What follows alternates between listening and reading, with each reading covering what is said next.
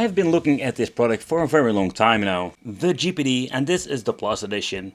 I must say that the first time I saw a review here on YouTube, I was thinking, alright, so the GPD Plus Edition, why didn't they do that freaking in the first place? In the past I did review a couple of GPD products, and I can tell you I was quite satisfied with it, because GPD stands for a very nice and most of the time high quality products. But this GPD Plus Edition is basically, I already said, a Plus Edition, so it's improved in many ways.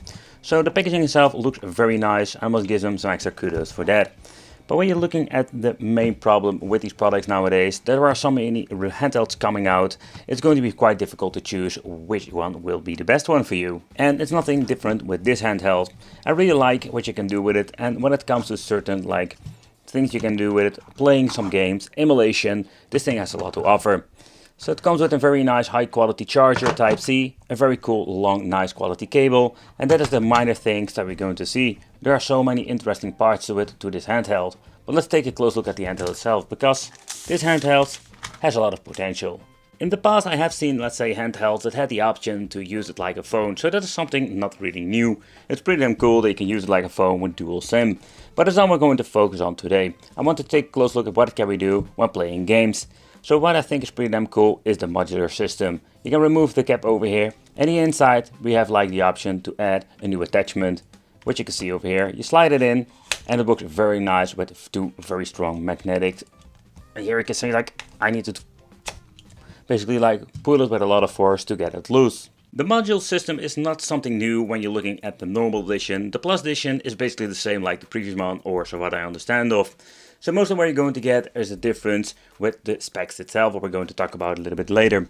So we do get two extra attachments, just with some basic buttons if you want to use this for Android gaming. And of course, if you want to play some more retro gaming, we do have this special attachment. It feels very lightweighted because it's mostly plastic, a joystick and some buttons.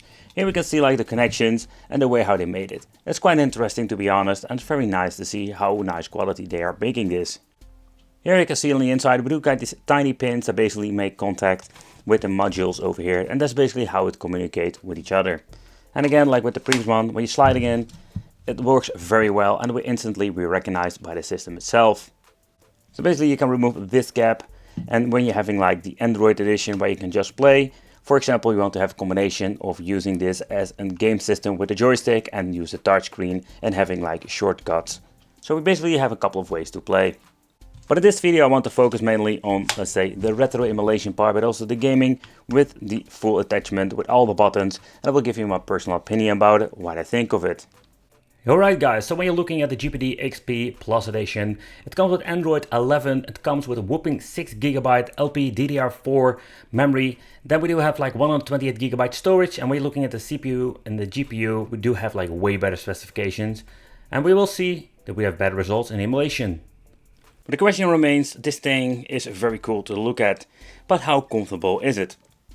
So at the left side we're going to get ourselves the clickies D-pad. I mean with clickies, it's not your typical, let's say, compares with an old school retro game system.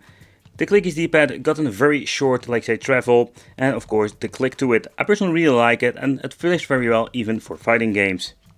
So we're looking at the joystick, and this is a very nice joystick. It comes with a rubber pad on the top, and overall quality I really like it.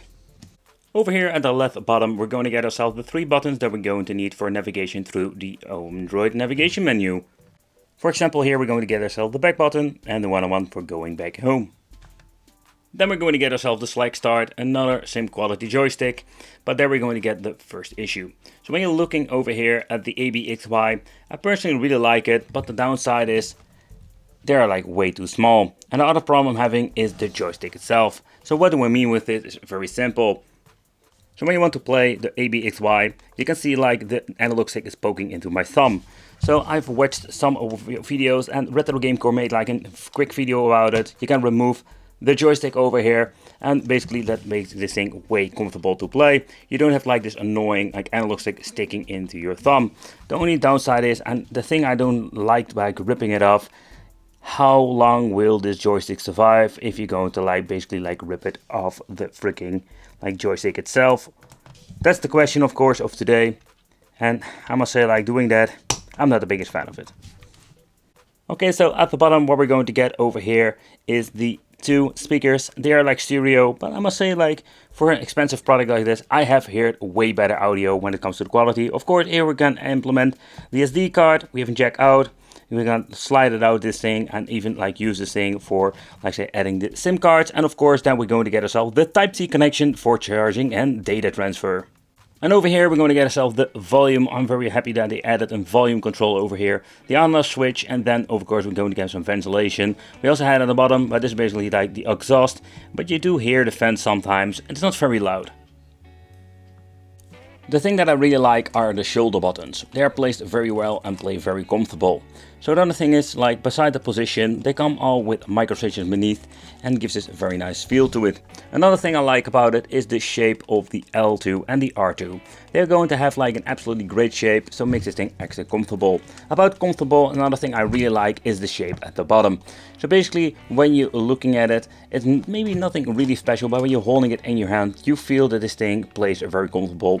So when it comes to the shoulder, but also at the back. Because when you're looking at the MoQ i7, as I've reviewed a very long time ago, most handhelds are very flat and I'm just missing some extra grip, especially when you're having some bigger hands. So these things are absolutely like giving the thing an advantage of the competition. But how is it with the menu? Because there we do have like some minor things I don't like.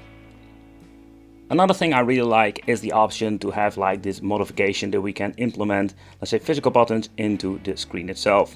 So in other words, when you're pressing this tiny button over here, you can navigate, and I did need it for example, the Dolphin emulator. Another thing I need to mention is this tiny button over here. Basically what you can do is connect your physical buttons with the software buttons in emulator. Okay, so let's give you an example. When you're pressing the button over here, we can just translate the physical buttons to the software. So with the emulator, or the Dolphin emulator, somehow I couldn't get like the physical buttons to work, so this is a great opportunity to test it out. For example, if you want to put everything like in a certain position, like A, B, or X and Y, stuff like that, you can put it on here. It's a very nice way to navigate and basically then configure everything. I personally really like it. It will take up some time to basically set everything right. And when you're doing so, you're going to press save and everything will work like a charm without any latency. What you can see over here, everything has been set to the certain position. Let's press save. And okay, what you can do is pressing start, and now you can basically play the game. And you can navigate this in basically every single, like say, emulator, or also if you want to play some Call of Duty, it works like a charm without any input or input delay. And I think it's a pretty damn cool option, and it will give you like an advantage with some games, especially the Android part. Okay, so let's talk about the display. So the display on this thing is absolutely beautiful. Like, it's a beautiful, crisp, clear, and you can see you're buying a really cool quality product. There are some minor problems I'm having with it personally. To begin with, here you can see like we don't have a square shaped screen. We do have like this round edge over here. I don't really like it, especially when you want to play some widescreen games. Of course, it's a very wide screen, so most of the time, if you're going to play beside PlayStation Portable, it's going to be like ultra stretch. So it's not a big of a deal, especially when you're using 4:3 aspect ratio. Another thing I find quite annoying is the camera at the front. Because it's a phone, you can use it like a phone. But you can see like this thing is basically in the way. And when you're playing some games and going to be like ultra stretching, it's going to be over your buttons and your game. A little bit of a bummer, I find it quite annoying. Okay, so when booting up, this is what we're going to get. So we do have like the games, cloud, apps and settings. So this thing comes pre-installed with some emulators. But to begin with Dolphin emulator and PPSSPP. So what I don't like about it, with my version, I cannot like update the Dolphin emulator from the Play Store. Kinda weird, but that's how it is. So with cloud, we do have like the option for Steam Link and AMD Link. With apps, we do have all kinds of apps like with your mobile phone, including the freaking Play Store. I basically download through my account some games like Re-Racing we're going to try out, because this thing, that is something I really like about it. It's an Android device, so we can even play beside like say the emulation part. So I think it's like pretty damn cool if you want to have like a multitasking product. Alright, so let's take a close look at the settings. Here we can see what kind of things that we're going to get. To begin with, system settings, here you can see like the model number is the XP+. It comes with Android 11, memory size 6 GB, storage 128 GB, what I find very convenient. It also shows you the build number. So we do have like the display resolution that we can change out. It's now set to 2400 by 1080. So here we do have like something that we can change out. For example, if you have problems with the joystick, you can also test it out over here. So the built-in applications are pretty damn cool, but the only downside I'm having with this, like if you want to basically mess around with it, it's going to be like very difficult because everything has been locked with this firmware. We have seen it before with the previous GPD products, and I'm again like, I'm finding a little bit of bummer that this is what you're going to get out of the box. Nowadays we don't get a manual, but what I like about it, that we do have like the option for a video guide that basically shows you how the product works. And in the 2 minutes it just shows you how everything works and how you need to basically, for example, switch the fan on and off and stuff like that. I think it's pretty damn cool. They implemented a video inside of the device that shows you how everything is and how everything works. Okay, the first game I wanted to start is Real Racing 3. It's a very demanding game. And what I like about this system, I already told you, is that we do have like the option to play a lot of cool Android games. And with the physical buttons, I think it's so much easier and so much cooler to play. And even the gyro, stuff like that, works very well.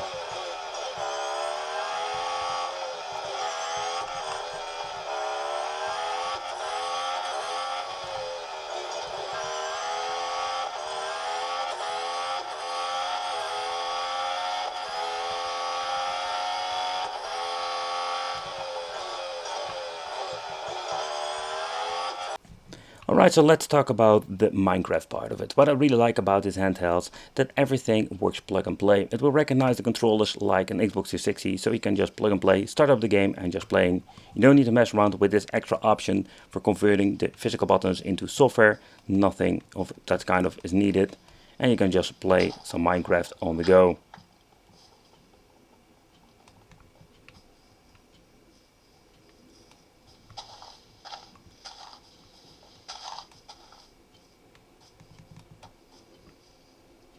Alright, so next up, let's play with some PlayStation 1.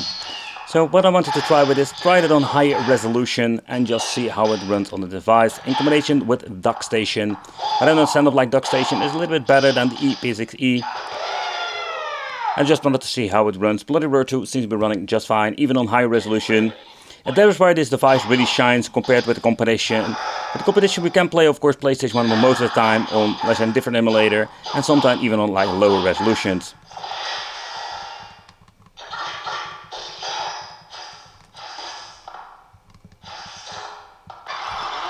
Alright, so next up I want to try some N64, with one of my favorite games, with some Diddy Kong farting.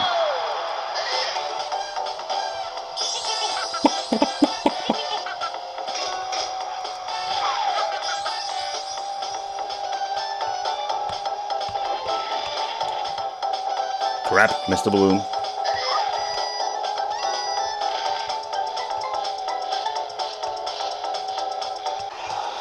Alright, so next up let's try some God of War. And of course this is a game that didn't run on the previous model, and a lot of handhelds will not run it or have a lot of struggle with it. You can see like sometimes it dips down a little bit, but still not to the point that it's unplayable.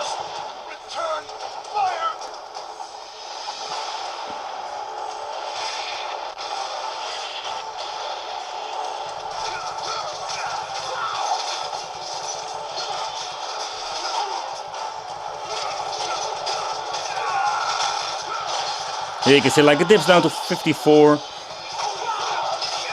And if you don't want to see that, you can always like implement frame skip. Get like the best and optimal like emulation performance. But for me, it seems to be running just fine. And a minor dip is not a big of a deal.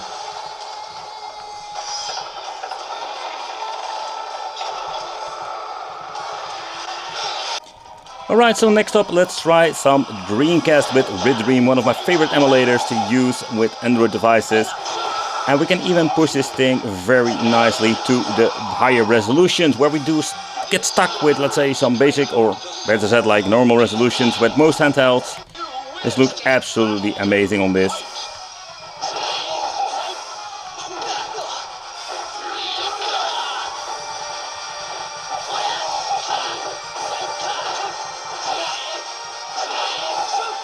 Okay, so next up, some Virtua Fighter on the Sega Saturn. Another system that's difficult to emulate, especially when you're looking at the cheap Android devices. We did have like a lot of issues, but you can see on native resolution we don't have any issues whatsoever. Besides maybe some minor glitching here and there.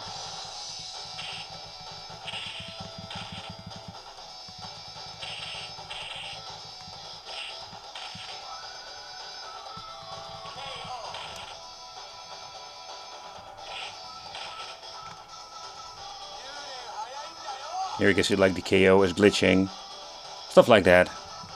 But there's more, I think, a problem with the emulator than it's actually like a problem with the hardware itself. Because you can see like the gameplay itself is pretty damn good. Alright, so for the final test I want to go into the Dolphin emulator, and I've seen and heard that this thing is able to run some of the Dolphin, or better said GameCube games. Also the vibration works, I don't know if you can hear it. But surprisingly we do have like way better performance than most handhelds when it comes to Dolphin, because there we find the biggest limitation of most Android devices. But here we're going to get a big problem. So the first thing we're going to do is remove this bloody thing, what I already mentioned before. That makes it way better to play. Another thing I've noticed, like if you basically want to use two buttons at the same time, you know, like I have a lot of problem like freaking pressing it, you know, like trying to step on the acceleration and then try to use the turbo or the boost. And there we're going to find the limitations of this piece of hardware. You can play it like this, putting your fingers in a weird like situation. The analog stick, I really like it, it's very responsive, and even with the software I'm using, or the conversion software from the physical to the software, it works absolutely great. But you can see the overall performance of GameCube is pretty damn good.